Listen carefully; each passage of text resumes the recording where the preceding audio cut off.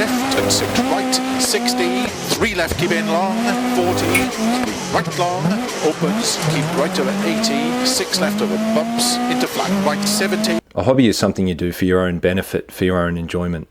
You should be getting more out of your hobby than you're putting in. If you reach a point where it's taking something from you, it's time to stop that hobby, or at least reduce your personal investment. Reduce your time until you find some balance. It's easy to get this wrong with gaming and allow it to take more than it gives back, when it becomes more of an addiction than a hobby. But you can also make it turn back the other way and maximize what you're getting out of it. And my argument here is going to be that you can actually improve yourself through gaming. You can use it for self-development and self-improvement. You can also use it to benefit your mental health. If you're coming home from work, for example, after a hard day and you're using it to relax, it can help you perform better outside gaming, just like any hobby.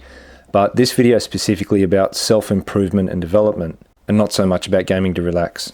Play itself is an evolved behavior, and it's a way of self-teaching and physical and mental development. Most animals with higher cognitive ability tend to play. Your pet dog or cat enjoys play fighting because it helps them develop the mental and physical skills and conditioning that they can apply when hunting and fighting. Humans have extremely complex lives and need a vast array of skills to be successful. As a result, how we play is also very complex. A lot of our spare time is spent playing in one way or another. But there's always been this stigma around video games, which, although has lessened over time, it still persists. And this is the view that video games are a waste of time and the people who play them are losers. This is despite the fact that people who play games competitively, such as chess players, are considered to have high cognitive ability, and competitive athletes are seen as disciplined and hardworking. And that's what they actually are. These things are true, but they're also just playing games. The end product of their effort does not result in food being harvested, a house being built, or a war being won. The consequence of what they're doing is just winning or losing a game that they're playing. But we admire what they do because they are demonstrating the highest level of ability in important skills, and these skills can be applied to something else of real consequence in real life. When we watch our favourite competitor or team, we also attach some degree of our own self-worth to them. When they win, we feel part of that win. When they lose, we feel part of that too. So if you don't understand why people watch others play video games, you only have to think about why you personally enjoy watching any other game, and you should be able to understand. But what skills can we develop by playing video games? Well, of course, that entirely depends on the game, as they all focus on different things. But the obvious ones relate to fast decision-making, problem-solving, hand-eye coordination and timing, judgment, pattern recognition, manipulation of objects in 3D space. The list goes on and on. Multiplayer adds another dimension, which is other human beings and their behavior and all the complexities that come along with that. Playing any game against another human necessitates getting into their head to see things from their perspective so that you can predict their next move. If you don't understand their opponent and what their intentions are, you cannot win strategically. And you also need to understand that they are going to be doing the same thing back to you. While you're reading them, they are reading you. To counter this, you have to cause them to misread your intentions, which again, they are also doing back to you. So now you have to discern between false moves and real ones, and it only gets more complex from there. Playing in teams against other teams ramps up this complexity even more. To be an effective team player, you need to subvert your own ego and act in the best interest of the team. Because at the end of the day, what is best for the team is actually best for you. So communication skills, interpersonal and social skills need to be improved and cultivated, and at some point leadership emerges as an important skill set, and that might require management of your team even outside the game, such as scheduling and time management, or even dispute resolution between different team members. Diplomacy is important in grand strategy games, but it's also important to be diplomatic and empathetic with the people that you're playing with. Some of us just don't get along at times, but to achieve goals as a team, as a group, you need to find a way to compromise and work together. And that takes people skills. It might sound strange, but things can fall apart in an online gaming world when people have these disputes and disagreements. Dealing with toxic people is a skill in itself, and you'll play with many people who are just horrible online. So you have to develop coping mechanisms and resilience so that you can continue to enjoy your pastime without it being ruined by these people. Just reflecting their attitude back to them isn't going to help you. It only creates more problems and division.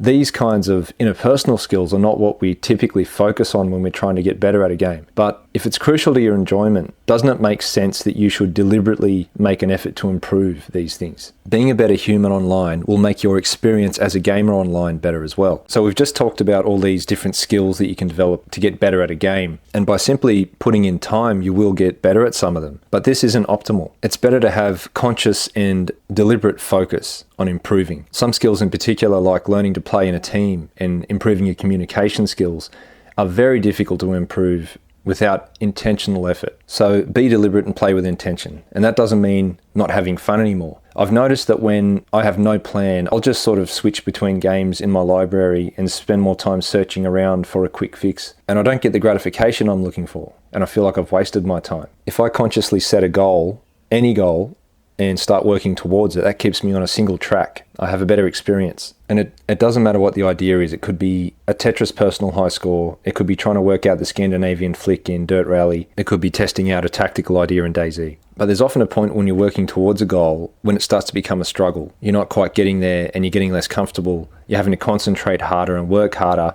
and it takes a greater cognitive load. You might start feeling frustrated after failing again and again. Some people don't want to experience that. They can start blaming the game itself and blaming other players, their mouse and monitor and keyboard. We drop it and find something else to play that's a bit easier. Not having fun because you're being challenged, because you're failing, is completely different to not having fun because your gaming session is aimless and unfulfilling. Although they both might feel bad, being challenged is usually good for you. And the more difficult a problem is, the more rewarding it is to solve it. The more difficult any challenge is, the better you feel when it's overcome. It's kind of a paradox that the worse it is, the better it is in a way. One thing you have to learn how to do when taking on challenges and improving yourself is to learn how to lose. Learn how to be a good loser. You can find that experience of failing fulfilling. When you play something easy and you win, you get a small, cheap endorphin rush. When you do something that's actually difficult and you get through it, you feel something much deeper. In fact, I'm about to argue here that to get the most out of gaming, you need to regularly reach a point of failure. Not every time necessarily, but you should go there on a regular basis. If you never reach a point of failure in any activity that you're trying to improve yourself in, then you're doing something wrong. Imagine if a weightlifting coach advised their athlete to never lift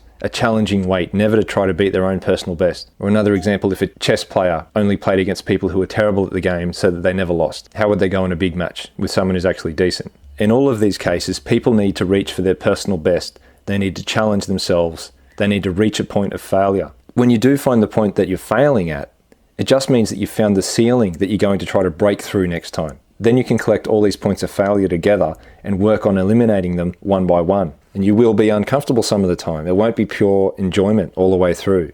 And you have to accept that. Just remember that when you do achieve your goals, you'll experience a much deeper sense of gratification. So learn how to lose. Cultivate your ability to accept defeat. Examine what actions you took that led to your failure in the first place. Then get to work on fixing them. This even includes the way you feel emotionally. When you're getting nervous, your hands are starting to sweat, you're having distracting thoughts and self-doubt. When you reach that point, it's a good thing because you've found another point of failure to fix. This is why people who cheat in video games are robbing themselves of personal development that they could be achieving. There was a saying when I used to train Brazilian Jiu-Jitsu, either you win or you learn. A loss is an opportunity to collect information and build a plan to move forward.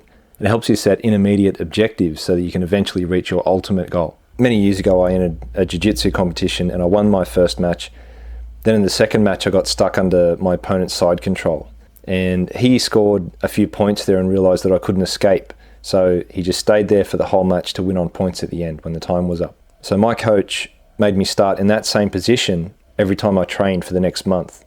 And it fixed the issue and I actually became pretty good at escaping from there. Think about how games lead you toward achieving difficult goals. If you were dropped straight into the last level of many games, it would seem pretty much impossible. Instead, what the game designers do is they slowly introduce you to new concepts and skills, allowing you to practice and master each one before introducing a slightly more difficult challenge. Everything is done by stages and levels with increasing difficulty. Game designers know that if they push you too hard, you might become frustrated and want to quit, but they also know that mastery feels good and that overcoming real challenges feels good. So they drip feed you a sense of achievement with tokens, mana, gold, credits, loot, whatever, and everything is incremental. They make sure that you're going to be challenged but can eventually get a win level by level. You can apply that to anything, whether it's a game or reality. If a problem is too big to take on at once, you can break it down into smaller problems and get to work eliminating them. Divide and conquer. If you want to run a marathon and you can't jog longer than 5 minutes, The first level is a 5-minute jog. When you attempt to run longer than 5 minutes and fail, now you've got a list of even smaller problems to break that 5 minutes. Focus on defeating yourself more so than defeating others. If you want to beat the world record in Tetris, starting cold and aiming for their score will feel impossible and you'll just want to give up. So just try to constantly beat your own score. This is incremental progress that will allow you to fail, learn, then win and move on to the next challenge. It's also good to focus on someone else, to compete with someone else who's at a similar level to you but maybe slightly better. And they can return the favor. Your enemies are your best teachers. All this talk about failure might seem to contradict the strategic advice I give in other videos where I often talk about only picking fights you know that you're going to win. In a pure strategic context, that is still true, but failure is how you prepare to win. The more you sweat in training, the less you bleed in a fight. Train hard, fight easy, and load up all your failure into your own deliberate training to minimize failure when you're doing the real thing. The real enemy that you need to defeat is that part of yourself that wants to quit when things get hard. And this enemy never dies. It always comes back, and you have to kill it again and again before you can take on someone else. So if we have a problem with gaming too much and not getting enough out of it, when we might have an addiction, how can we recognize that? We have a psychological need to be useful, and video games wire into this part of our mind. In games, we take on monsters, we save the world, win races, we're competent and capable. And this can become a substitute for feeling real achievement in reality. There are many virtues that can be cultivated through gaming, but you can also play in such a way that you develop nothing and don't personally benefit in any way. If you're not careful, all of your time can sink into a black hole with nothing to show for it. Meanwhile, the rest of your life suffers as a result. And this causes you stress rather than reducing it, because in the back of your mind, you realize what is happening and you actually don't like it. You know that, but you might not be admitting it to yourself. Metacognition means thinking about what you're thinking about. Think about why you're playing and what you're doing, and consciously check in with how you're feeling. Do you feel like you're wasting your time? Do you have that hollow feeling in your gut that you should be doing something else, like exercise or homework? Could you be gaming in a way that is more rewarding? Or should you maybe shut down your machine and do something else? Back to my original point, gaming should give back more than it takes, just like any other hobby. Why not take it all as an opportunity to be better?